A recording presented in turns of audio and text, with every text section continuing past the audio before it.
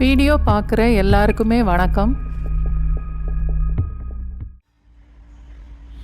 நல்ல மசாலா வாசனையோட இன்றைக்கி ஒரு தக்காளி குருமா செய்து பார்க்கலாம். இட்லி, தோசை, பூரி, சப்பாத்தி எல்லாத்தோடையுமே சேர்த்து சாப்பிட்றதுக்கு இந்த தக்காளி குருமா ரொம்ப நல்லாயிருக்கும்.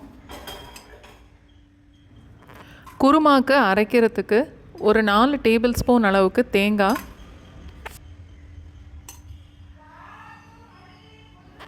7 இல்லை 8 பல்லு பூண்டு, 1½ டேபிள் ஸ்பூன் முந்திரி பருப்பு, சின்னதாக 2-3 துண்டு பட்டை, 1 கிராம்பு, 1 ஏலக்காய், 1 டீஸ்பூன் சோம்பு எல்லாத்தையும் சேர்த்து மிக்சியில் நல்லா நைஸாக அரைச்சி எடுத்துக்கணும். பொடிசாக வெட்டின வெங்காயம் 1/2 கப் அளவுக்கு, 3 இல்லை 4 பச்சை மிளகாய், ஒரு பெரிய தக்காளி இது மாதிரி நீளமாக வெட்டிட்டு 3 தக்காளி இந்த மாதிரி பொடிசாக வெட்டி எடுத்திருக்கேன்.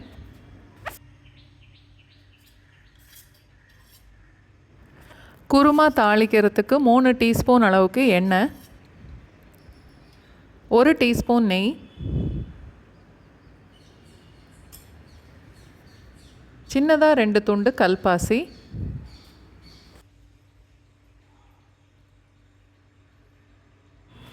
வெங்காயம் பச்சை மிளகாய் சேர்த்து வெங்காயம் கொஞ்சம் செவந்து வர வரைக்கும் வதக்கிட்டு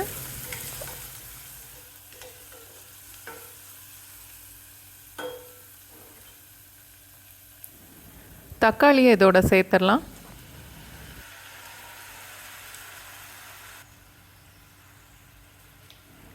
தேவையான அளவுக்கு உப்பு,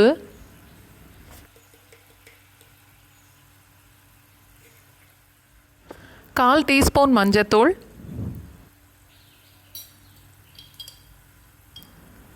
ஒரு டீஸ்பூன் மிளகாத்தூள்,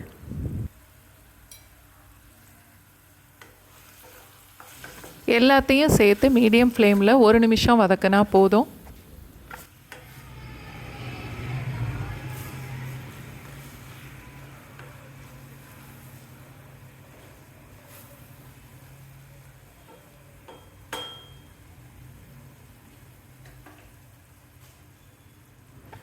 இப்போது அரைச்சி வச்சுருந்த தேங்காயை இதோட சேர்த்துடலாம்.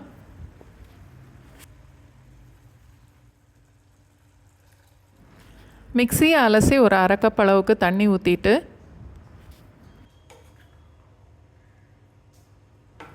இன்னும் கூட 1 கப் அளவுக்கு தண்ணி சேர்க்கணும்.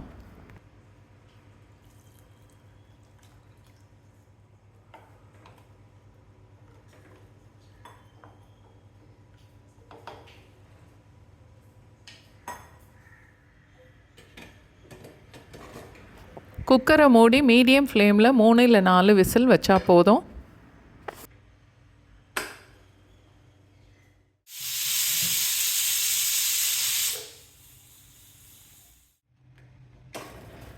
தக்காளி, வெங்காயம், தேங்காவோடு சேர்த்து அரைச்ச மசாலா எல்லாம் சேர்ந்து ஒன்றா வெந்து குக்கரை திறக்கும் போதே வாசனை அவ்வளோ நல்லாயிருக்கு. இந்த குருமா இட்லி, தோசையோடையும் சேர்த்து சாப்பிடும்போது நல்லாயிருக்கும். பூரி, சப்பாத்தியோடு சாப்பிட்றதுக்கும் ரொம்ப நல்லாயிருக்கும். கடைசியில் கொஞ்சம் மல்லி இலையும் சேர்த்துடலாம்.